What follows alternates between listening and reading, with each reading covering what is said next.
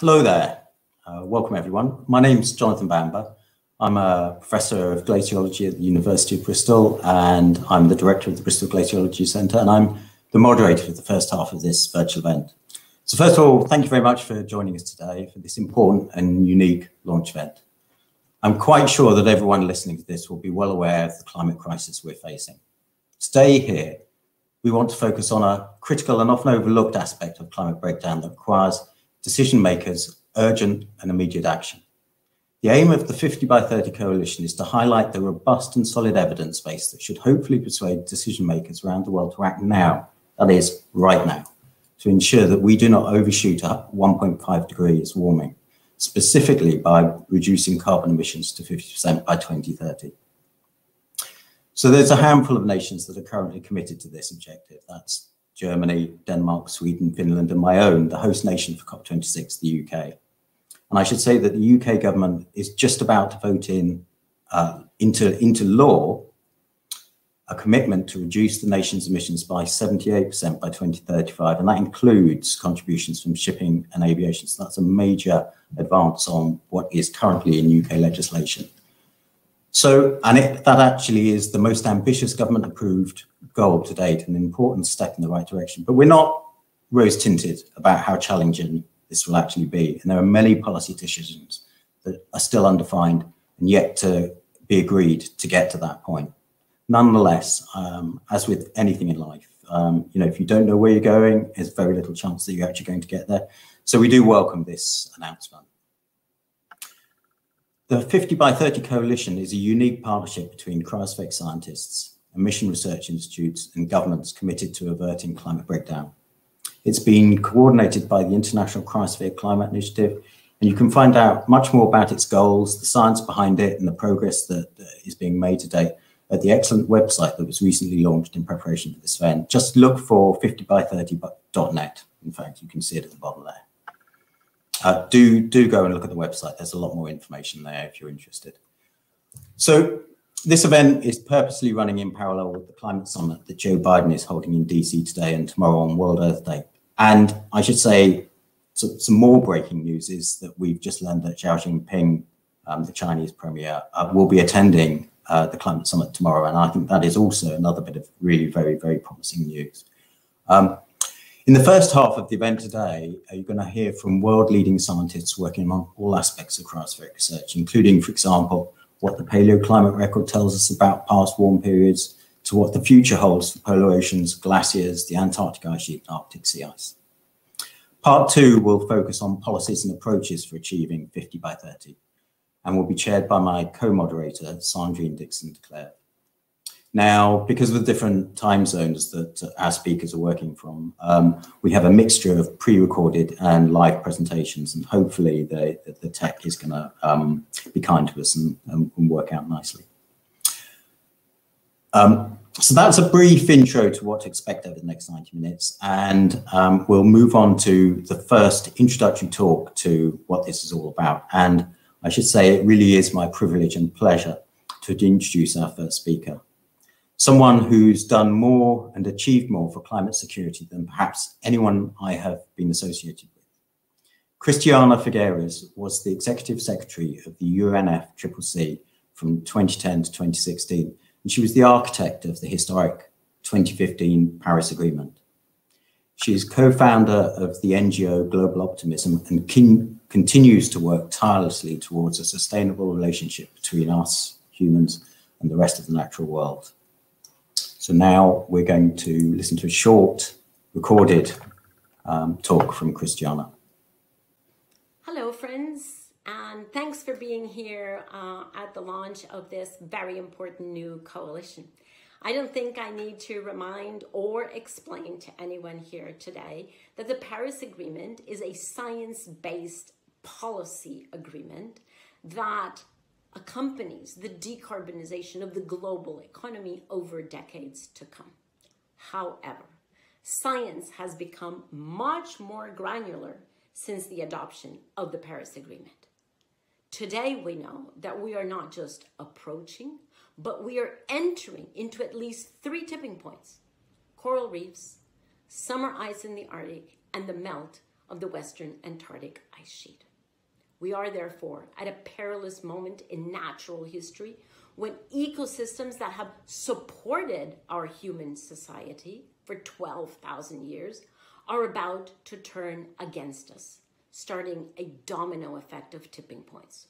Once collapse in one ecosystem starts, it is impossible to stop collapse in the others.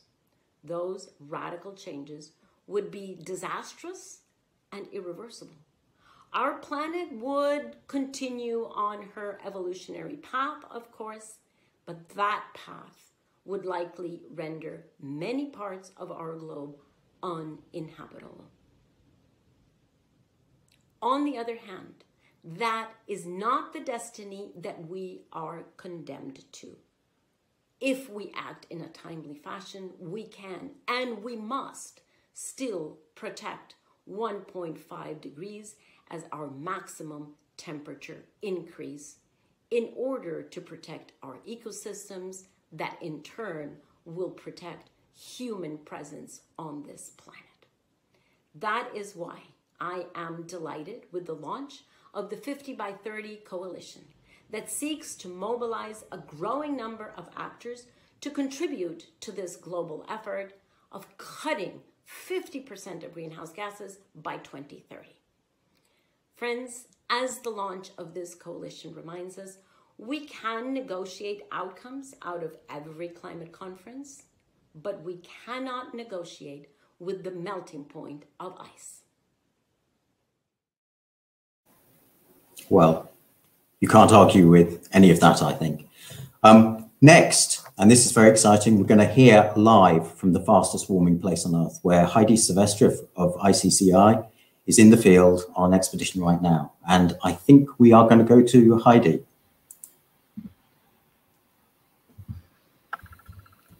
Hello, Heidi, can you hear us? Hi, Jonathan. Yes. Hear you absolutely well. How are you? Very good, very good. So what's happening there and how are conditions right now? Yeah, so I'm currently kind of in the middle of the archipelago of Svalbard, and I've been here with my team for about 3 weeks now.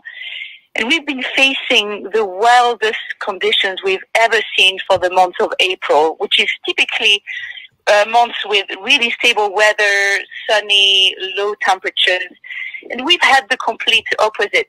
Temperatures have been high. We've had about 5 really strong storms over the past 3 weeks. One storm has even forced us to dig holes in the ground simply because our tents wouldn't have survived. There is little to no sea ice around the archipelago, and the avalanche risk is the highest it's ever been. And also one thing that really surprised us is how different the glaciers are. We're using these maps that are 10 to 12 years old, and the glaciers are completely different. They're much smaller, much steeper. The moraines around the glaciers are gigantic. And it appears that throughout these past 3 weeks, we've been able to see the premises of a warmer, wilder, more unpredictable Arctic. Wow. Okay.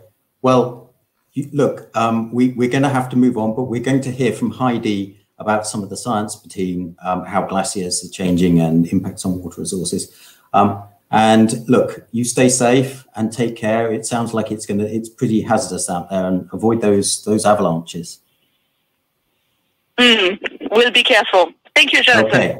Thank you, everyone. Bye-bye. Yeah, take care. Okay. So now we're going to have the first live talk or real-time talk that's going to be given by Dr. Julie Brigham-Greta, who is a professor of quaternary and paleoenvironments in the Department of Geosciences at the University of Massachusetts Amherst.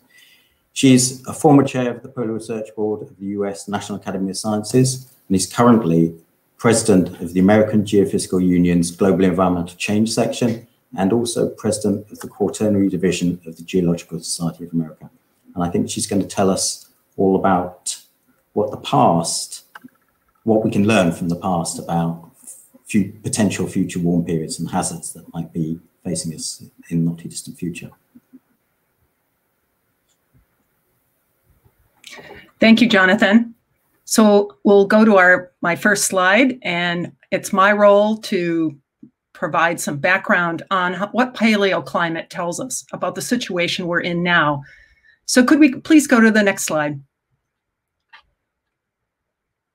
The important urgency of now could not be overstated. We have a responsibility to future generations.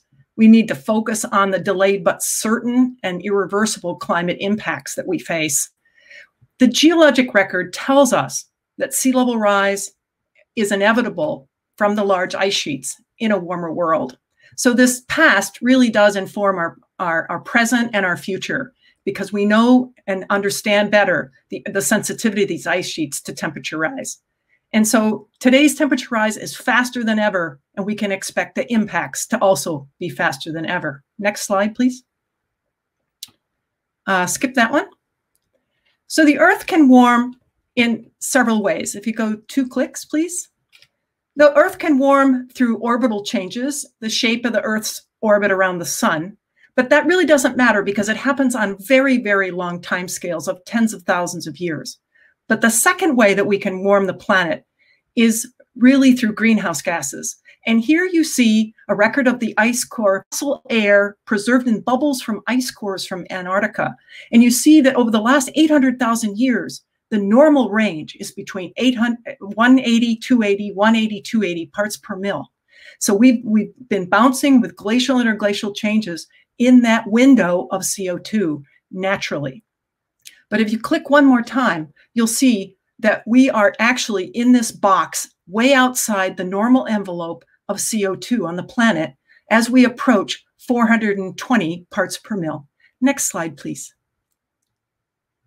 So one more click, and you'll see here is my family's timeline on the recent change. And you can see that since the time my grandmother was born in 1898, carbon dioxide in the atmosphere has gone from 295 parts per mil up to what it is today, again, approaching about 420 parts per mil. And you can see on there when my parents were born, when I was born, when my children was born, this is happening extremely fast. Next slide, please.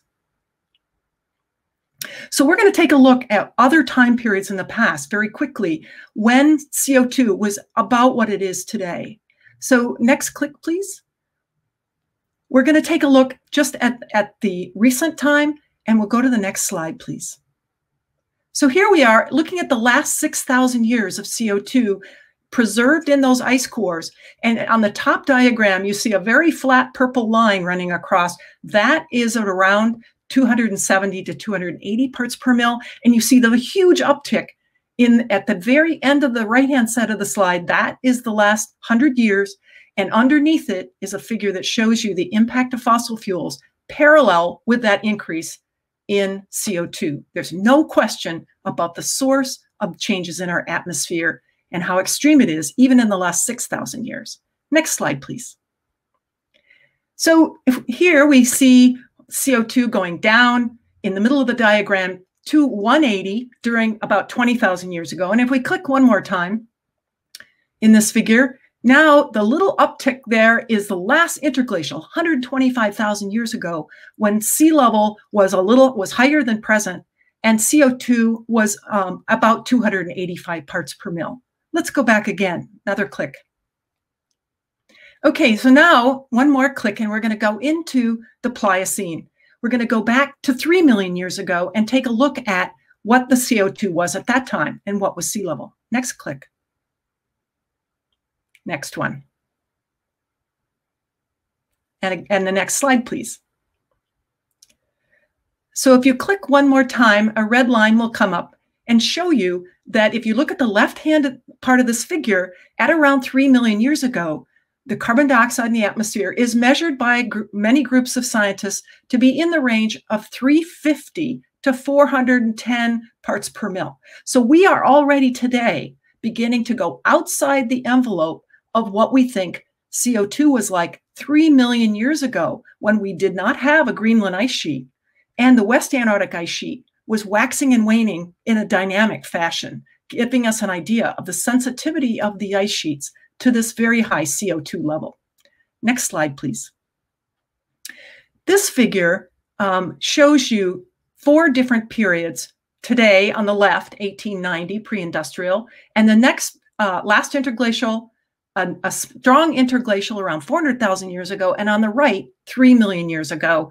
And it gives you an idea of the intensity of sea level rise. And you can see that today, being in the last few years, hovering at around 400 parts per mil, we've approached what is the Pliocene CO2 level. And this implies that we are driving the planet toward a sea level rise eventually could be as much as 15 meters or almost 50 feet above present. So we can slow this down by decreasing CO2 and decreasing the rate of sea level rise. Next slide, please. So now let's go back one more click, and we're going to head now back into even farther back in geologic time, 55 million years ago. Next slide, to a time called the PETM, or the Paleocene-Eocene thermal maximum.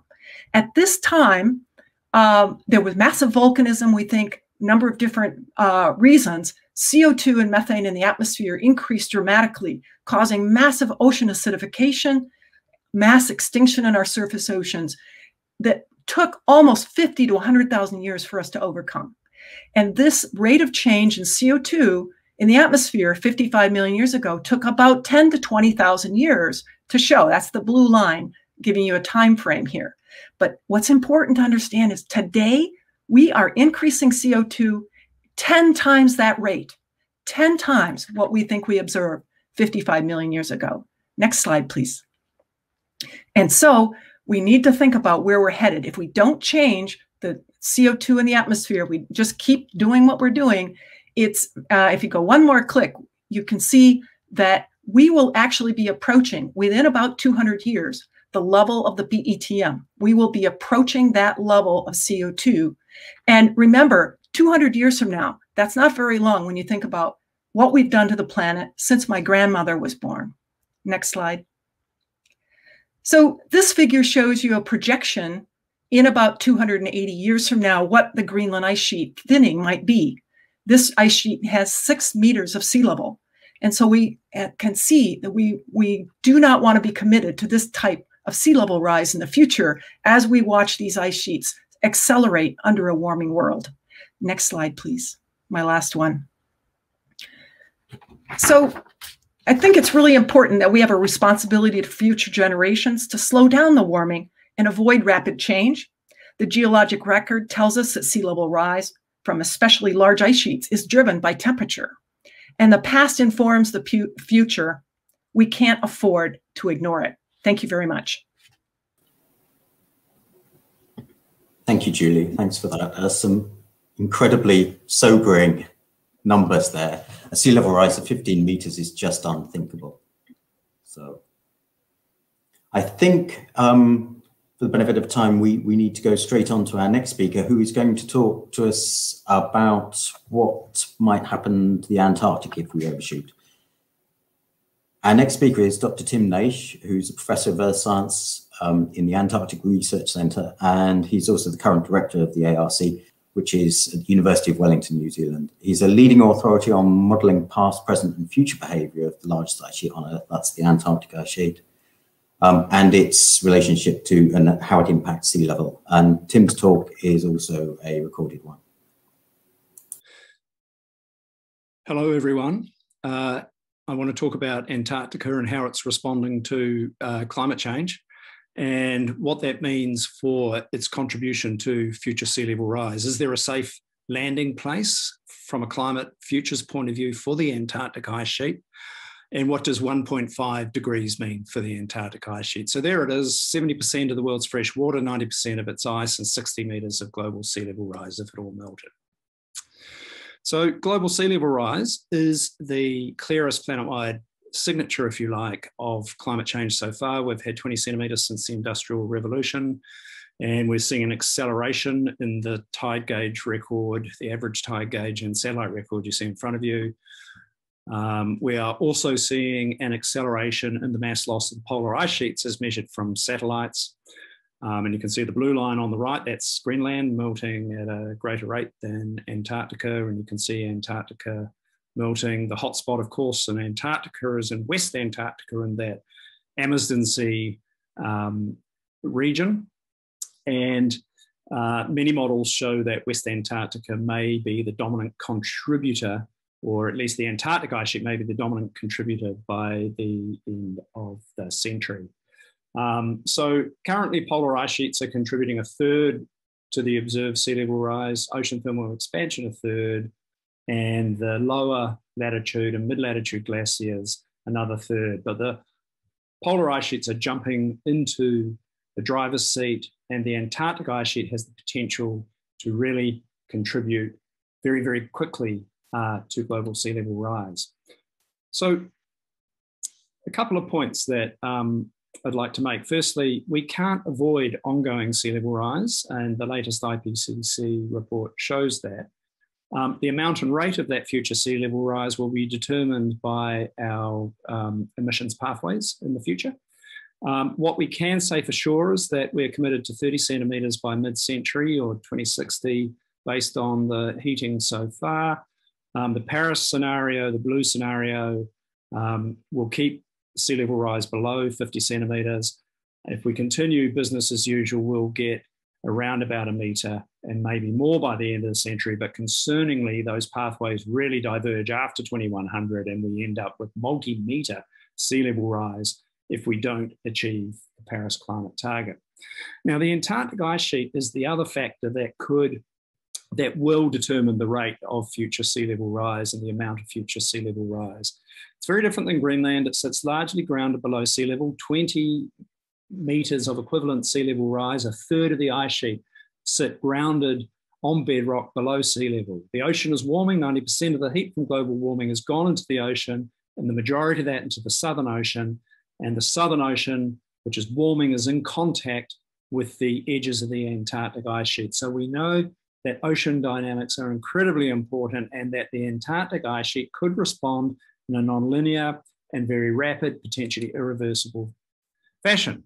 But we did not know enough to include Antarctic ice sheet dynamics into the AR5 report in the sea level rise projections. So the ones I showed you, even in SROC, largely leave Antarctic ice sheet dynamics out. There's a small contribution. So what have we learned in the last 10 years? What are the key rate determining processes? We know ocean dynamics matter. We know where the ocean is warming the most and interacting with the ice sheet. The ice sheet is melting the fastest, and we see that along West Antarctica and in the Amazon Sea region. We see the ice shelves are capable of very rapid melting and collapse, and the ice shelves are very important. They're the apron around the ice sheet where it flows out onto the ocean, and they play a stabilizing role, holding up the ice sheet, slowing its rate of flow down, much like Gothic Cathedral with its flying buttresses I'm showing there. Take away the buttresses, the cathedral falls down, similar to the ice sheet. So we know the ice shelves are important, and they can collapse and disintegrate very quickly. And we also know now that an ice sheet, once it starts retreating into a deep marine basin, can retreat in a non-linear, very fast and potentially irreversible fashion. So these processes, the physics around these processes is now being incorporated into the latest generation of ice sheet models. And the picture they are painting is quite disturbing. We seem to have seriously underestimated for the RCP 8.5 scenario the contribution of the Antarctic ice sheet, which could be tens of centimetres up to a metre more than in the current IPCC reports. Certainly by the end of the century, and then 15 metres or more beyond 2500. The good news story is that the Paris scenario and an RCP 2.6 pathway limits melt from the Antarctic ice sheet. The ice shelves stay largely intact, and the mass loss is limited such that global sea level generally stays below a metre. You can see on the left the two scenarios. They were just playing out in front of you over 500 years. And you can see the 8.5 loses much of the marine-based ice around Antarctica. So 1.5 to 2 degrees appears to be a tipping point for the ice shelves. They go, and the marine-based parts of the Antarctic ice sheet melt very rapidly. So an overshoot of the Paris target of the RCP 2.6 scenario could result in multi-generational commitment to many meters of sea level rise. So to avoid that, 50% by 2030 is the pathway we need to be on. It lowers the risk considerably and will prevent some of the worst impacts of sea level rise. So I just want to end on this final sobering note. Yes, we can still achieve a 2-degree world or less than 2-degree world without overshoot. But even if we do, we're going to get 30 centimetre sea level rise by 2050. That means the 100-year coastal flood for most cities in the world, most coastlines, will become an annual event. It also means that we'll get 50 centimetres by the end of the century. We can't really avoid that. So we are going to need to adapt. There are 700 million people who will be exposed to high tide flooding, even if we achieve the Paris target. And by mid-century, 18 million Bangladeshis could be displaced. So the take-home message is mitigate, don't overshoot, but also adapt. Thank you very much.